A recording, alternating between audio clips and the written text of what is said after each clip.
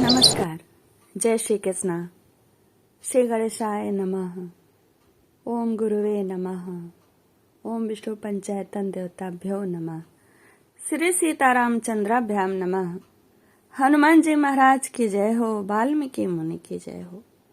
उमा महेश्वर की जय हो। मैं आपको श्रीमद् वाल्मीकि रामायण बालकांड के श्लोक का हिंदी में अर्थ निरंतर सुना रही हूँ। आज मैं आपको 39वां सर्ग सुनाऊंगी, यानी 39वां सर्ग। 38 सर्ग तक आपको सुना चुकी हूँ। 38वें सर्ग में राजा सगर के 60,000 पुत्र एक गर्भ पिंड से उत्पन्न हुए थे, और उसी सर्ग में राजा सगर ने हृदय में इच्छा की थी यज्ञ करने की। और इस सर्ग में श्री राम जी ने विश्वामित्र से उसे यज्ञ संबंधित बातें सुनने के लिए विश्वामित्र से प्रश्न किया, और किस कारण से राजा सगर के 60,000 पुत्र जम्बू द्वीप के सारे पृथ्वी को खोद डाला, त्राहिमाम जीवों में मचने लगा। वह कथा इस सर्ग में है। आइए सुनिए। इंद्र के द्वारा राजा सगर के यज्ञ संबंधी अश्व का अपहरण, सगर पुत्रों द्वारा सारी पृथ्वी का भेदन तथा देवताओं का ब्रह्मा जी को यह सब समाचार बताना।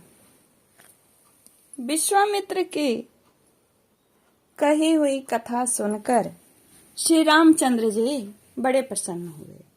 उन्होंने कथा के अंत में अग्नि तुल्य तेजस्वी विश्वामित्र मुनि से कहा, ब्राह्मण आपका कल्याण हो। मैं इस कथा को विस्तार के साथ सुनना चाहता हूँ। मेरे पूर्वज महाराज सगर ने किस प्रकार यज्ञ किया था। उनकी यह बात सुनकर विश्वामित्र जी को बड़ा कौतूहल हुआ। वे यह सोचकर कि मैं जो कुछ कहना चाहता हूँ उसी के लिए ये प्रश्न कर रहे हैं, और वे ऐसा सोचकर जोर जोर से विश्वामित्र हंस पड़े। हंसते हुए से ही उन्होंने श्री राम से कहा, राम, तुम महात्मा सगर के यज्ञ का विस्तार पूर्वक वर्णन सुनो। पुरुषोत्तम शंकर जी के श्वसुर हिमवान नाम से विख्यात और पर्वत विंध्याचल तक पहुंचकर तथा विंध्य पर्वत हिमवान तक पहुंचकर दोनों एक दूसरे को देखते हैं। ऊंचाई में एक दूसरे तक पहुंच गए हैं और उनके बीच में दूसरा कोई पर्वत नहीं है, इसलिए दोनों पर्वत एक दूसरे का दर्शन करते हैं बिना बाधा के। और इन्हीं दोनों पर्वतों के बीच में आर्यावर्त की पुण्य भूमि में उस यज्ञ का अनुष्ठान हुआ था। विश्वामित्र जी कहते हैं, पुरुष सिंह वही देश यज्ञ करने के लिए उत्तम माना गया है। तात ककुतस्थ नंदन राजा सगर की आज्ञा से याज्ञ अश्व की रक्षा का भार सुदृढ़ धनुर्धर महारथी अंशुमान ने स्वीकार किया था। परंतु पर्व के दिन यज्ञ में लगे हुए राजा सगर के यज्ञ संबंधित घोड़े को इंद्र ने राक्षस का रूप धारण करके चुरा लिया। ककुतस्थ विश्वामित्र संबोधन करते राम को, महामना सगर के उस अश्व का अपहरण होते समय समस्त ऋत्विजों ने यजमान सगर से कहा, ककुतस्थ नंदन, आज पर्व के दिन कोई इस यज्ञ संबंधी अश्व को चुराकर बड़े बेग से लिए जा रहा है। आप चोर को मारिए और घोड़ा वापस लाइए, नहीं तो यज्ञ में विघ्न पड़ जाएगा और वह हम सब लोगों के लिए अमंगल का कारण होगा। राजन, आप ऐसा प्रयत्न कीजिए जिससे यह यज्ञ बिना किसी विघ्न बाधा के परिपूर्ण हो। उस यज्ञ सभा में बैठे हुए राजा सगर ने उपाध्यायों की बात सुनकर अपने 60,000 पुत्रों से कहा, पुरुष प्रवर पुत्रों, यह महान यज्ञ वेद मंत्रों से पवित्र अंतःकरण वाले महाभाग महात्माओं द्वारा संपादित हो रहा है, अतः यहाँ राक्षसों की पहुंच हो ऐसा मुझे नहीं दिखाई देता है। अतः यह अश्व चुराने वाला कोई देव कोटि का पुरुष होगा। अतः पुत्रों, तुम लोग जाओ, घोड़े की खोज करो, तुम्हारा कल्याण हो। समुद्र से घिरी हुई इस सारी पृथ्वी को छान डालो, एक एक योजन विस्तृत भूमि को बांटकर उसका चप्पा चप्पा देख डालो। जब तक घोड़े का पता न लग जाए तब तक मेरी आज्ञा से इस पृथ्वी को खोदते रहो। इस खोदने का एक ही लक्ष्य है, उस अश्व के चोरों को ढूंढ निकालना और अश्व को पकड़ के लाना। मैं तो यज्ञ की दीक्षा ले चुका हूँ, अतः स्वयं उसे ढूंढने के लिए नहीं जा सकता।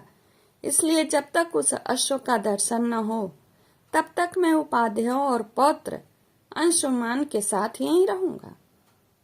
श्री राम पिता के आदेश रूपी बंधन से बंधकर वे सभी महाबली राजकुमार मन ही मन हर्ष का अनुभव करते हुए भूतल पर विचरने लगे।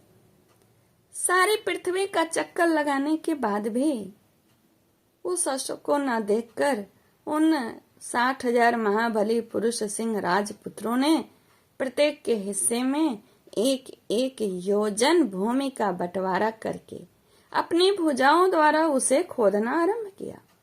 उनकी उन भुजाओं का स्पर्श वज्र के स्पर्श की भांति दुस्सह था। रघुनंदन, उस समय वज्र तुल्य शूलों और अत्यंत दारुण हलों द्वारा सब ओर से विदीर्ण की जाती हुई वसुधा आर्तनाद करने लगी। रघुवीर उन राजकुमारों द्वारा मारे जाते हुए नागों, असुरों, राक्षसों तथा दूसरे दूसरे प्राणियों का भयंकर आर्तनाद गूंजने लगा। रघुकुल को आनंदित करने वाले श्री राम, उन्होंने 60,000 योजन की भूमि खोद डाली, मानो ये सर्वोत्तम रसातल का अनुसंधान कर रहे हैं। निपश्रेष्ठ राम, इस प्रकार पर्वतों से युक्त जम्बू द्वीप की भूमि खोदते हुए वे राजकुमार सब ओर चक्कर लगाने लगे।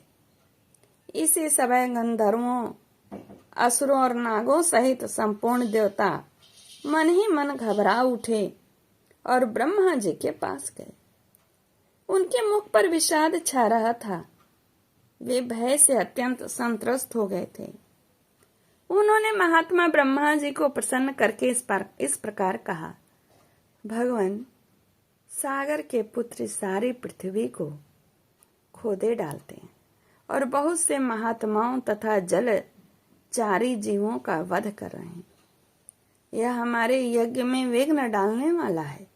यह हमारा अश्व चुरा कर ले जाता है।